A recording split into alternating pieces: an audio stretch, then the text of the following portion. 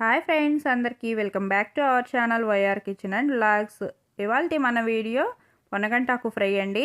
చాలా బాగుంటుంది కదా పొన్నగంటాకు ఫ్రై. కానీ చాలామంది ఎలా చేస్తారంటే ఆకులన్నీ తీసేసుకొని కాడలన్నీ పడేస్తూ ఉంటారు.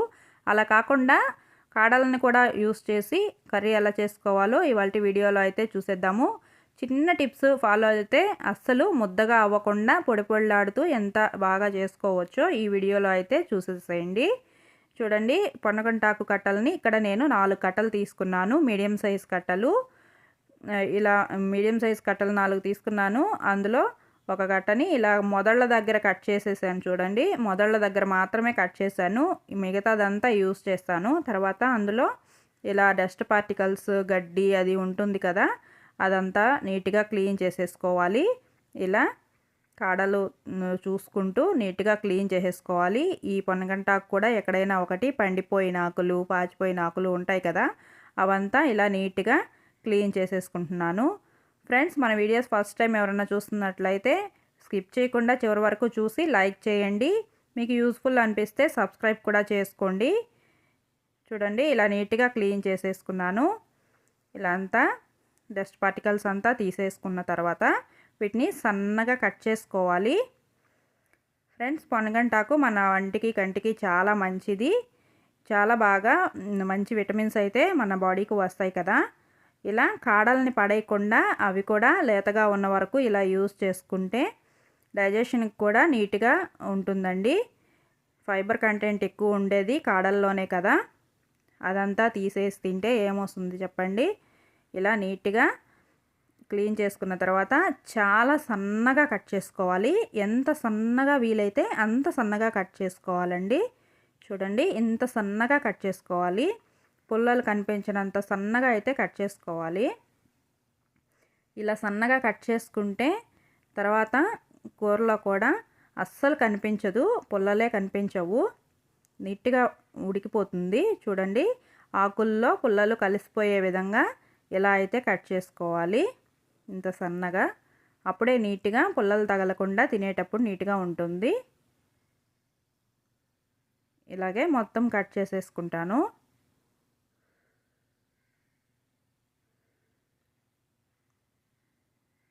చూడండి, సన్నగా కట్ చేసుకోవాలి. కాడల దగ్గర మాత్రం చాలా సన్నగా కట్ చేసుకోవాలి. తర్వాత ఆకులు కొంచెం లేత కాడలు వచ్చిన తర్వాత కాస్త రఫ్గా కట్ చేసుకున్నా పర్వాలేదు.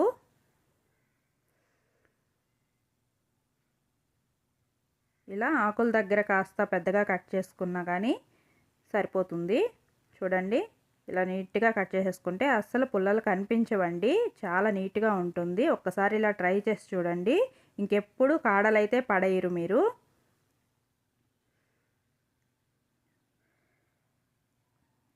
కూర కూడా ముద్దగా అయిపోకుండా పొడి పొడిగా ఎలా చేసుకోవాలో చూపిస్తాను చూడండి. ఇక ఇవన్నీ వాటర్లో వేసేసుకుని, మనం ఉప్పు కూడా వేసుకున్నాం కదా, ఈ వాటర్లో వేసేసుకొని కాస్త ఒక 5 మినిట్స్ పక్కన పెట్టేస్తే బాగా వాటర్లో నానుతుంది. ఆకుకూరలు ఏవైనా ఇలా ఉప్పు వేసిన నీళ్ళల్లో వేసి పక్కన పెడితే వాటికి పురుగు మందులు అవి అన్నీ కొడతారు కదా, అవేమీ లేకుండా నీట్గా ఫ్రెష్గా వచ్చేస్తాయి. ఇవి కూడా కట్ చేసి ఇవన్నీ కూడా ఇలాగే సన్నగా కట్ చేసుకొని ఇందులో వేసుకొని ఒక 5 మినిట్స్ పక్కన పెట్టుకుంటాను. ఫ్రెండ్స్, ఈ ప్రాసెస్సే కాస్త లేట్ అవుతుంది కానీ కర్రీ అయితే చాలా ఫాస్ట్గా అయిపోతుంది. చూస్తున్నారు కదా, మొత్తం ఇలా కట్ చేసేసాను. ఇలా బాగా వాష్ చేసుకోవాలండి. ఒక 2 మినిట్స్ ఇలా నీట్గా వాష్ చేసుకుంటే నీట్గా వస్తుంది. దీంట్లో వాటర్ కంటెంట్ ఎక్కువ ఉంటుంది. ఇంకా ఇది పెరిగే చోట కూడా కొంచెం వాటర్ ఎక్కువ ఉంచుతారు కాబట్టి దీనికంతా కొంచెం డస్ట్ అయితే ఉంటుంది.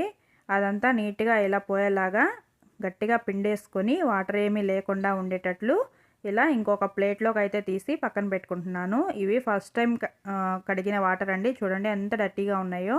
నేను ఇలా 2 టైమ్స్ అయితే వాష్ చేసుకొని పక్కన పెట్టుకున్నాను. తర్వాత పోపు కోసం పెనం పెట్టుకొని ఆవాలు, జీలకర్ర, మినప్పప్పు, ఒక వెల్లుల్లిపాయ రెబ్బను కూడా ఇలా చితక్కొట్టి వేసుకున్నాను. వెల్లుల్లిపాయ కాస్త వేగిన తర్వాత ఇందులో ఎండుమిర్చి వేసుకుంటున్నాను. మనం కడిగి పెట్టుకున్న పొన్నగంటాకులో వాటర్ మొత్తం డ్రైన్ అయిపోయేటట్టు ఒక పక్కకి పెట్టడం కానీ, లేదంటే చిల్లుల గిన్నెలో కానీ వేసుకుంటే వాటర్ అంతా నీట్గా డ్రైన్ అయిపోతుంది.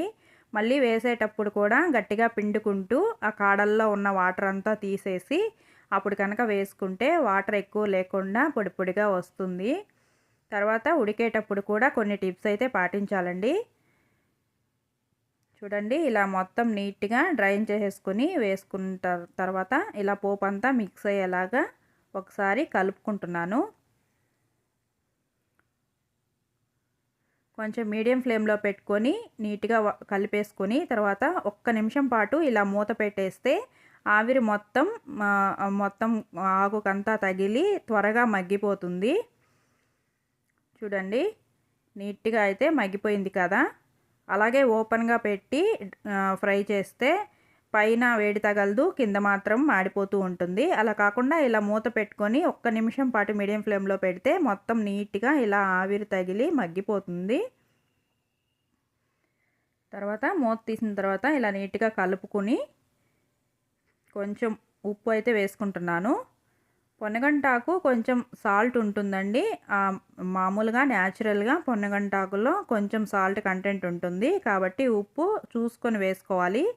తర్వాత మొత్తం కలిసేటట్టు కలుపుకున్న తర్వాత ఇప్పుడు చూస్తున్నారు కదా, ఇలా పెనం కాస్త వెడల్పుది పెట్టుకుని ఇలా నీట్గా చుట్టూ పెట్టుకొని మధ్యలో కాస్త ప్లేస్ వదిలేసినట్లయితే ఆకులోంచి వచ్చే వాటర్ అంతా మధ్యలోకి వచ్చి అక్కడ ఎవాపరేట్ అయిపోతూ ఉంటుంది. తర్వాత మూత కూడా పెట్టుకోవాలండి. మూత పెట్టుకొని ఇలా ఒక సైడు కొంచెం గ్యాప్ వదిలేసినట్లయితే వచ్చిన ఆవిరి ఎవాపరేట్ అయిపోతుంది. కాడలు ఆకులు నీట్గా ఉడికిపోతాయి. అలా కాకుండా ఓపెన్గా పెట్టి ఫ్రై చేస్తే పైన మాత్రం వేగదు, ఉడకదు, కింద మాత్రం అడుగంటిపోతూ ఉంటుంది. అలా కాకుండా ఇలా చేసుకున్నట్లయితే చూడండి ఎంత వాటర్ వస్తుందో. మనం మూత తీసేలోపు చాలా వాటర్ అయితే ఇంకిపోయింది. ఇలా వాటర్ అంతా మధ్యలోకి వచ్చి ఇంకిపోతుంది. ఇదే కాదండి, ఏ కర్రీ అయినా మనం వాటర్ ఉండకూడదు అనుకుంటే, కొంచెం డ్రైగా రావాలి అనుకుంటే ఇలా సెంటర్లో ఒక రవ్వ స్పేస్ వదిలేసి చుట్టూ కనుక సెట్ చేసుకున్నట్లయితే చికెన్ ఫ్రై అలాంటివి కూడా చాలా డ్రైగా అయితే వస్తాయి. చూడండి, ఒక 5 మినిట్స్ అలా మూత పెట్టి మగ్గించిన తర్వాత కాడలు కూడా చూడండి ఎంత సాఫ్ట్గా ఉడికిపోయినాయి కదా. చూస్తున్నారు కదా, మనం సన్నగా కట్ చేసుకున్నాము. ప్లస్ ఇలా ఉడికించుకున్న దానివల్ల చాలా సాఫ్ట్గా అయితే ఉడికిపోతాయి. ఇప్పుడు ఆకులు ఉడికిపోయి కాడలు ఉడకకుండా అలా లేకుండా మొత్తం ఈక్వల్గా ఉడుకుతుంది. ఆకులతో పాటు కాడలు కూడా నీట్గా మగ్గిపోయినాయి కదా. చూడండి ఎంత పొడి పొడిగా ఉందో, అస్సలు ముద్దగా అవ్వలేదు.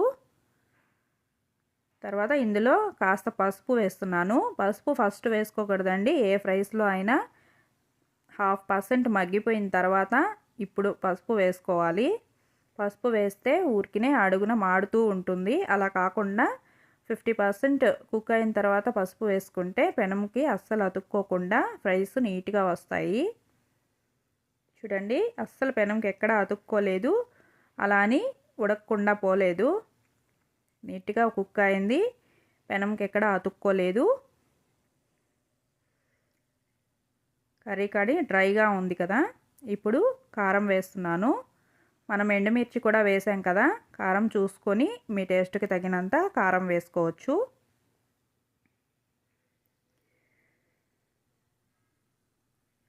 కారం కూడా వేసాక ఒకసారి మొత్తం పట్టేటట్టు కలిపేసుకుంటున్నాను. ఇలా నీట్గా కలిపేసుకోవాలి. చూడండి, ఆయిల్ బయటకు వస్తుంది, తడి ఎక్కడా లేదు, కానీ కర్రీ మాత్రం డ్రైగా ఉంది కదా.